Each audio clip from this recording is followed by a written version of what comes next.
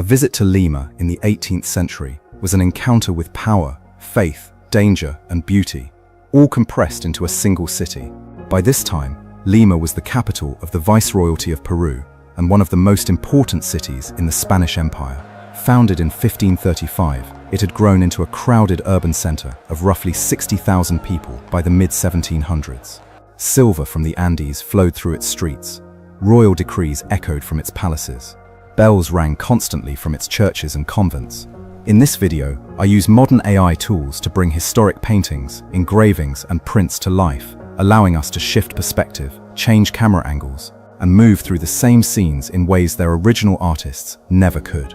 We are not just looking at Lima from afar, we are walking through it. We are standing in its plazas, along its riverbanks, and beneath its balconies. First, I want to talk about the heart of the city itself. This view shows the Plaza Mayor in the early 1700s, the ceremonial and political center of Lima. By the 18th century, this square is already more than 150 years old. The camera looks across a wide, open space paved with stone and packed earth. In the foreground, vendors cluster around wooden stalls. In the midground, soldiers stand near the fountain installed in 1651. In the background, the Cathedral of Lima and the Viceroy's Palace dominate the skyline. Daily life here is constant and loud. Carriages roll across the plaza. Indigenous porters carry loads of goods. Priests move between buildings in dark robes. You can hear horses, church bells, and shouted orders from guards. But this space is also tense. Public punishments take place here. Royal proclamations are read aloud. Crowds can turn restless, especially during shortages or tax changes. Lima's strict social hierarchy is visible in who walks where and who must step aside. The plaza matters because it represents imperial authority. From here, the viceroy governs a vast territory stretching from Panama to southern Chile. Decisions made on this square affect millions. Later in the century, the plaza changes after disasters, especially earthquakes. Buildings are repaired and redesigned. Remarkably, this is a site you can still visit today. The Plaza Mayor remains the symbolic center of Lima. This view shows the Cathedral of Lima as it stands by the mid-18th century. Construction began in the 1530s, but by this time it has been rebuilt multiple times after earthquakes. The camera frames its long facade. Twin towers rise above the plaza, though they are shorter and heavier than earlier designs. Inside, the air smells of incense and wax. Choir music echoes under high ceilings. Tombs line the floor, including that of Francisco Pizarro, whose remains are believed to rest here. The cathedral is busy every day. Weddings, funerals, and daily masses draw crowds from all classes. Indigenous converts stand beside Spanish elites, though rarely as equals. The danger here comes from nature. Earthquakes are constant threats. Cracks in walls are patched repeatedly. Worshippers know that the ground beneath them may shift at any moment. The cathedral matters because it anchors Catholic authority in the Americas. Lima is the seat of an archbishopric, shaping religious life across the region. After the devastating earthquake of 1746, the cathedral undergoes major repairs and stylistic changes. Today, the cathedral still stands on this same site, rebuilt yet again, carrying centuries of memory. This view shows the Viceroy's Palace facing the plaza. By the 1700s, it is a sprawling complex of courtyards, balconies, and offices. The camera moves from street level up toward carved wooden balconies projecting over the square. Inside, clerks copy documents. Messengers arrive from distant provinces. Guards patrol hallways with muskets. Power creates tension.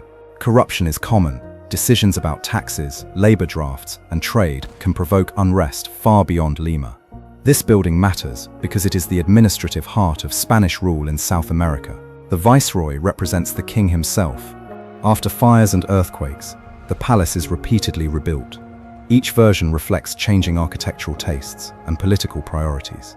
Today, this site survives as the government palace of Peru, still a center of power. This view shows the Rimac River flowing east to west along the city's edge. By the 18th century, it supplies water to Lima through canals and aqueducts. In the foreground, washerwomen kneel at the river's edge. In the background, the city rises behind adobe walls. The river smells of wet earth and waste. It is a place of work and survival. Flooding is a constant danger. Seasonal rains can destroy homes and bridges. Disease spreads easily through contaminated water. The river matters because without it, Lima could not exist in this dry coastal valley. Over time, embankments and bridges are reinforced. Today, the Rimac still flows through Lima, though heavily altered and controlled. This view shows the Puente de Piedra, completed in 1610, crossing the Rimac River. By the 1700s, it is the main connection between Lima and the district of Rimac. The camera tracks carts rolling across its arches. Traffic is constant. Merchants bring food into the city. Pilgrims cross toward churches and shrines. The bridge is dangerous during floods and earthquakes. Collapse is always a fear. It matters because it links the city to its northern neighborhoods and beyond. After the 1746 earthquake, the bridge is damaged but repaired. A version of this bridge still exists today, marking the same crossing. This view shows a narrow street lined with tall houses and enclosed wooden balconies. By the 18th century, these balconies define Lima's architecture. The camera moves beneath them, creating a tunnel of shadow. From above, women observe the street unseen. Below, vendors sell food and cloth. The smell of cooking maize and meat fills the air. Crime is common. At night, streets are poorly lit. Thieves and patrols move carefully. These streets matter because they reveal daily urban life and social divisions. Later reforms attempt better lighting and policing. Many of these balconies still survive, carefully restored. This view shows the interior of a convent, possibly Santa Catalina or San Francisco. The courtyard is quiet, with orange trees and fountains. Nuns move silently along corridors. Inside the walls, life is controlled and disciplined. Outside noise barely enters. The danger is spiritual rather than physical. Strict rules govern every hour. Convents matter because they shape education, charity, and religious authority, especially for elite women. Some convents expand, others decline after reforms. Several still stand today as museums and active religious sites. This view shows Callao, Lima's port, in the early 1700s.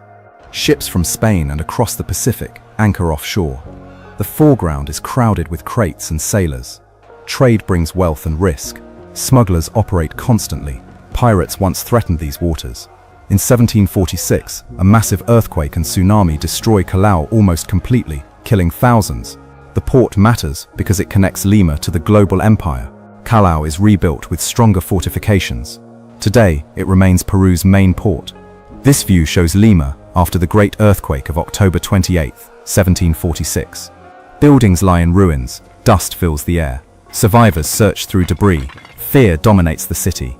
Aftershocks continue. Disease spreads among the displaced. This disaster matters because it reshapes Lima's architecture. Heavy stone gives way to lighter materials.